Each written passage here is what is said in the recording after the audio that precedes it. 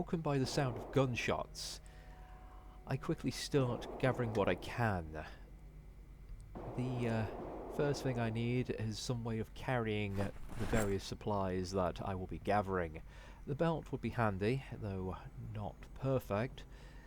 Thankfully, we do have the option of this briefcase, but for now we'll just take the baseball bat. A weapon was going to be needed as the affected were closing in. Likewise, some information on first aid, whilst it was advanced, may help me if I found a beginner guide. Cooking for beginners was also a good choice. I wasn't expecting to get much reading done, but it would help fight off depression and boredom if we ended up having to haul up for a while. Upstairs cleared out, it was time to go investigate the rest of the house. Whilst it was worrying that there was no curtains on any of the windows, at the very least we could turn off the lights to reduce the amount of attention we received. We weren't planning on staying long if we could help it, the main goal being to reach the edge of Knox County so we could retreat and meet the military on the edge of the quarantine zone. This meant we'd be doing a lot of travelling, and things like water bottles would be vital if there was any available. My host Samuel, however, had different plans. He was planning on staying and fortifying his own little kingdom here, and I appreciated that. It would mean that whilst I was looking around, I'd have to be less cautious about wandering zombies. Though I wasn't going to be completely ungrateful. Perhaps if we popped outside, I'd take out one or two in the surrounding area. Those gunshots earlier were worrying, and I didn't want to linger too long just in case they brought a horde. But it did mean there was other survivors nearby, and maybe they could make a go of it, waiting for the military to arrive. With a satchel and a handful of canned goods, it was time to pop outside and see if there was anywhere nearby to check for more goods. However, it looks like not all the zombies have moved on towards the gunshots, which are still going on, and much to my surprise, I suspect they are doing quite well over there. But as I've seen with this in the past, the more they shoot, the more zombies they attract, and sooner or later, that person was going to get eaten.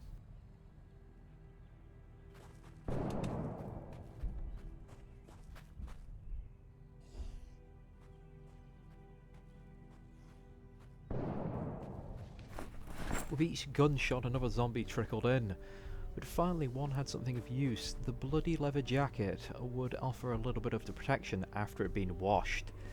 Though with the temperatures at this time of year, it would be hard to wear it for long periods of time without risking becoming overheated.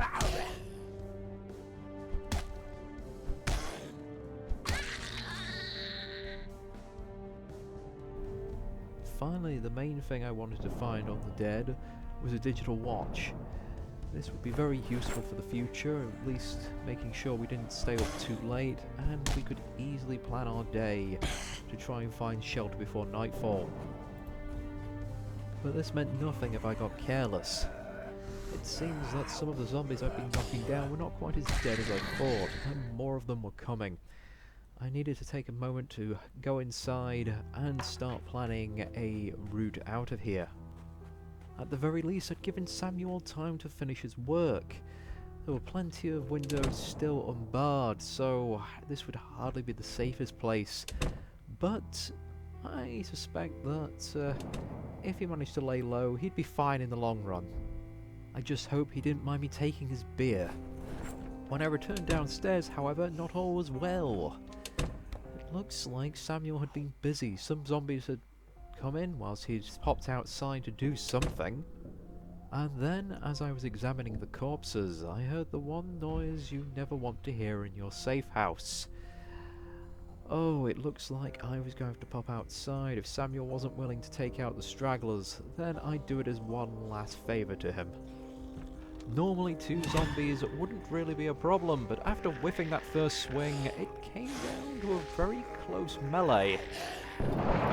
Though one of them was carrying a satchel, maybe it had some goodies in, and it seemed the other one had been taken out by the source of our zombie problems. While I appreciate the well-timed headshot on the zombie on the floor, I was not appreciating her drawing more in, and she was continually firing, which meant there were more coming. I had no intention of staying and playing my hero, but I wanted to give her a fighting chance. If I could get her to go away, Samuel would also have a chance of survival as well. But it looks like once again I failed to confirm the kill. And I think I lost my glasses somewhere in that mess. Wasn't sure what was going on. Our companion was missing most of her shots now. It took a very long time to reload. I was trying my best to hold the swarm back, but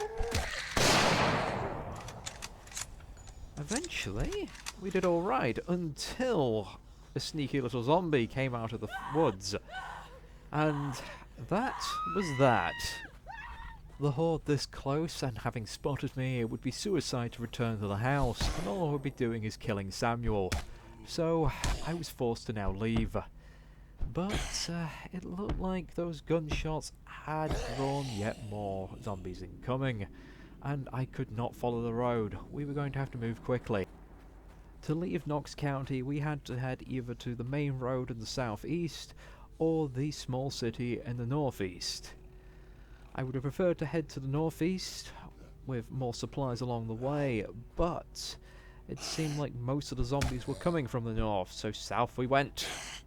As if to prove my point, it seemed that another survivor, having heard the gunshots, had come down from the north, hoping to meet up with the rest of us, but he ended up running straight into the pack that I was fleeing, giving me some more time, but I couldn't help but feel sorry for them. With the mob temporarily distracted, I had planned to circle round and start heading east, but that plan was quickly scuppered. A house alarm would just draw the mob in close behind me, trapping me between whatever was coming from the other direction and the zombies I was fleeing from. So, it was time to take the long way round. Things are never easy.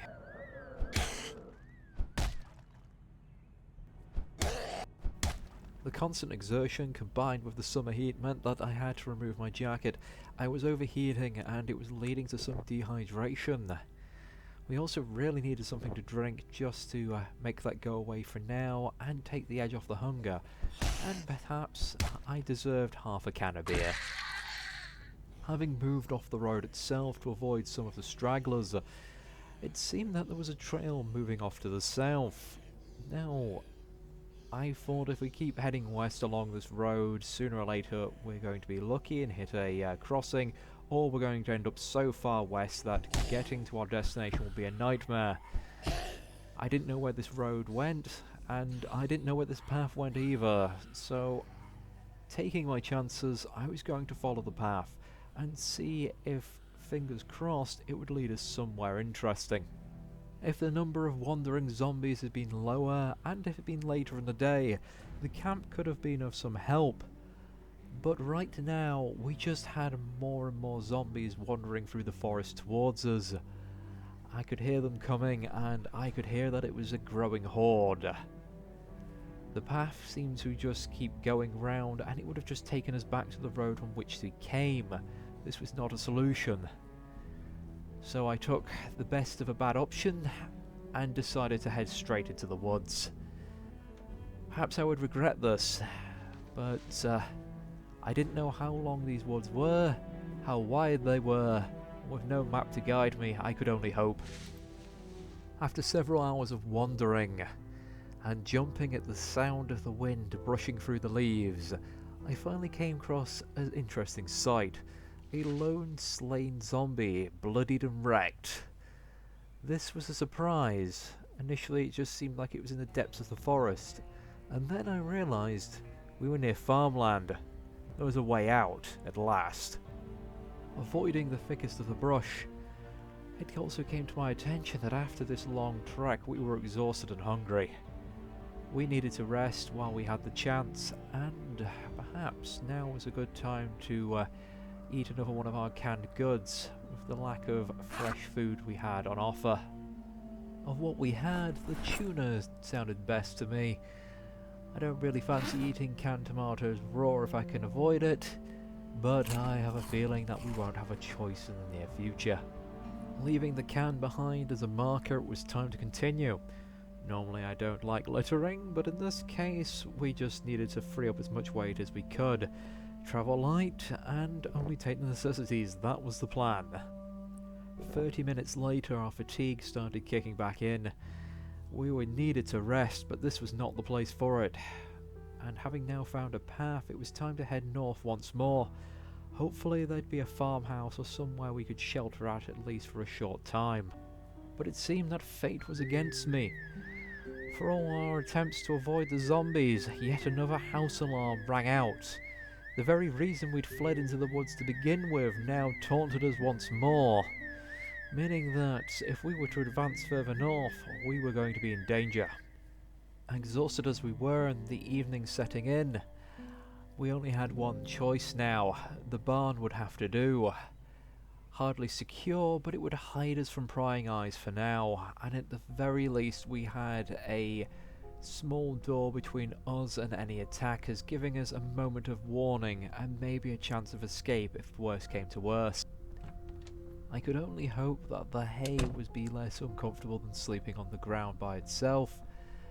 Restless sleeper wasn't going to help us here, and I suspect we were going to be waking up into the night. Waking up just past midnight with a sore neck, I decided to ease off first by finishing off the last of the beer, the last of our transported water supplies, and started doing a little bit of light reading, at least until we grew tired enough to fall back to sleep. Though it was tempting to try and read a bit longer, the depression setting in would cause problems over time, and we needed to keep entertained somehow. The long walk obviously had not done much for my mood. Only a short while later we woke up again, this time our heart beating in our ears, and now it was a time to panic. Perhaps something had spooked me in my sleep, but laying here was not an option. We needed to go investigate. I didn't look forward to fighting in the dark. Fingers crossed it won't come to that. Thankfully there was no zombies waiting outside as we left the barn. However, we were still a nervous wreck, even if our heartbeat had steadied. There was more shots ringing out, and that meant there was trouble nearby. Perhaps it was time to go see the source. Maybe we were lucky and we'd be able to find an ally. Or, even better yet, someone who would draw away the zombies. We briefly spotted them for a moment.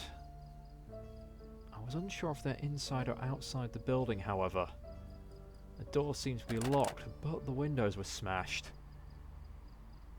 With the windows locked, we weren't getting in easily. It was time to try and find an alternative entrance.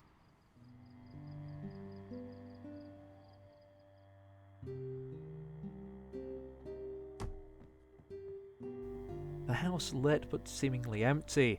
Perhaps the owner had fled as the zombies moved in, and was now moving into the forest I had come from.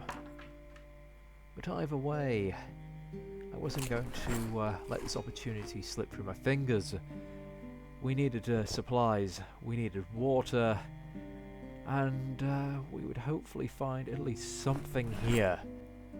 After a snack of pickles, a glass of water, and a handful of more cans in our satchel, it was time to move upstairs. Even more nervous than I was before. I honestly didn't believe that this place was so empty. But thankfully it seemed that we would be unmolested for now. The sound of gunshots fading into the distance only confirmed my earlier suspicions.